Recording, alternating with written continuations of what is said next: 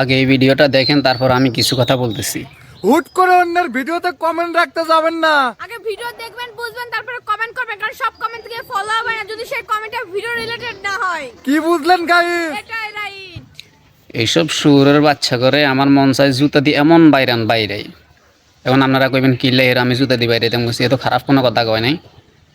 মানে এরা হচ্ছে টোটালি স্ক্যামার। এরা এদের অনেক ভিডিওতে বলে যে আমার ভিডিও আপনার সামনে গেছে, ভিডিও ধাক্কা দিয়েন না, ভিডিওতে কমেন্ট করেন তাইলে আপনার ফলোয়ার বাড়বে, সে বিভিন্ন রকমের কথাবার্তা কয়। মানে স্ক্যাম করে আপনাদের কাছ থেকে কমেন্ট নেয়, ফলো নেয়, ভিডিওতে ভিউ করে না।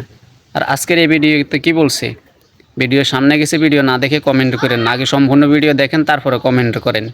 মানে কৌশলে আপনার কাছ থেকে তাদের ভিডিওটা পুরাটা দেখাই নিতেছে, ওয়াচ টাইম করে নিতেছে, প্লাস ভিডিও শেষে আপনি যদি কমেন্ট করেন তাহলে ফেসবুক মনে করবো যে সেই ভিডিওটা অনেক ভালো ভিডিও, আপনারা দেখছেন, দেখে কমেন্ট করছেন, ভিডিও আপনাদের ভালো লাগছে।